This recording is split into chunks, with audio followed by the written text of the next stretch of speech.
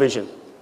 Do you remember why you get out of bed every day? Do you remember why you come and do this every day? Because, see, for me, that's the stuff that grounds business success. And then the alignment comes in where you can say, well, now how can I make my personal vision start to match the business vision so we can all Our next guest, Troy Hazard, has owned 11 businesses during the past 20 years. From a pizza franchise to a recording studio, he has hit a lot of speed bumps, though, but his entrepreneurship continuously adds up to his success. Welcome, Troy Hazard. He is here now sharing the 5 tips that give you staying power in today's business world, which are featured in his new book, Future Proofing Your Business. Welcome, Troy. How are you? We're delighted to have you here. Good.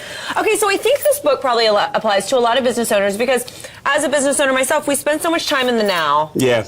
That we don't necessarily prepare for what maybe a year will bring, or 5 years will bring, or 10 years will bring. And so you really dig to the bottom of that in your book and tell us how we can prepare the future with our business. Absolutely. Look, I think since 2008, everybody's kind of been focusing on avoiding the accident and not winning the race because everyone got scared. They took a hit and it's taken them so many years to get back on their feet. And that's actually your first tip, is focus on winning the race, and that means kind of, you know, I always have friends that say, it's a marathon, not a sprint. Yes. You know, so we're so quick on doing things quickly that we don't realize that it's the overall race. Exactly. We'll look further into the future and try and look at what you looked like in 2015, 2020 and start preparing for that today. Do you think Americans that we spend so much of our life going, I want to live in the now, that we actually just are nervous of what the future holds, like that it's kind of a little bit of us just being scared of what might happen I think so. 5 years down the road? I think so. We're all kind of worried if it's going to come around again. Oh, I got smacked so badly in 2008. Is this going to happen again? And the answer is yes, it will. But we should be prepared. Exactly. So just look further afield. Now, your next tip I love. Men, listen to this if you're watching. Be confident, not arrogant.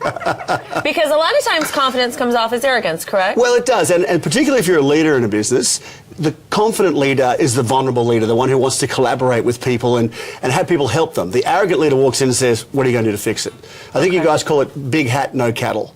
Yeah, oh yeah, he's got that is what we call it in Texas. He's got a big hat and not a lot of cattle. Yeah, there you go. So would you say that a lot of business owners that you've met with struggle with that kind of fine line and balance between confidence and arrogance? Yeah, they think they've got to know because I'm in business, I'm supposed to be prepared, I'm supposed to know all the answers to stuff. And the reality is you don't have to know the answers. You've got people around you that can help you. And do you think that surrounding your work environment with the right people probably helps aid that confidence versus, you know, kind of going into the arrogance category? 25 years in business, over 11 companies, I've never been the smartest guy in the room. And you never want to be. Never want to be, because if I am, then I've got the wrong people working for me. Then there's a problem, yeah. Okay, so your next tip is exceed and anticipate.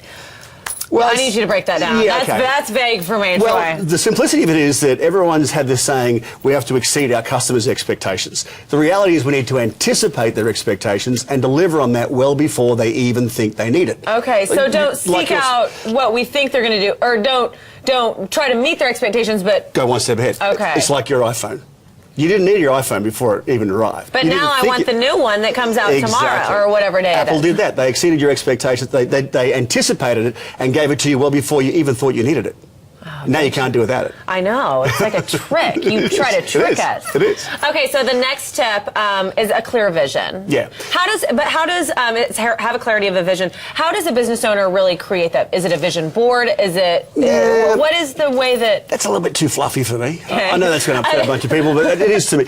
Create a Pinterest board with all of your vision. No, I'm just kidding. I think what happens is we create a business vision. We've got business plans and metrics and things to measure things by, but we don't match it to a personal vision. Like, why do you get up every day? Why do you do this? What's the thing that drives you to get out of bed and go a little bit harder in your business to enjoy the things in life that you're working for? We forget that connection. And so for me, I create a personal vision every year and then match the business vision to suit it. And probably as your business grows and as you grow as an individual, it's important to update your vision, maybe even every 30 days, maybe even every 6 months, because we grow as people. Exactly. And I actually check mine every week with my wife. We sit down and we go, what's our vision for the year? Our family vision, our personal vision, and match the business. It definitely overflows in your personal life too, absolutely. I'm sure. Yeah. And then, of course, your last tip, which is great, is start with an end in mind. Yeah, I think a lot of business people get into business but don't know how to get out of it.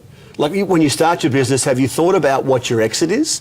Are you going to sell it? You're going to give it to the kids? You're going to sell it to your staff? because then you get married to it and you don't know how to end You don't know how to get out of it. It's like when you're stuck in a bad relationship. Kind of like that. Well, thank you so much. These are all such great tips. You guys, again, the name of Troy Hazard's book is Future Proofing Your Business. And it's available online or wherever you buy your books. Perfect. Thank you for being here. No Such worries. great tips. I love it. Okay, sometimes they say sleep can change everything. As our show on Living a Better Life Through the Numbers continues, we've got 4 tips to help you sleep better. Oh, I need to listen to these. Stick around for that.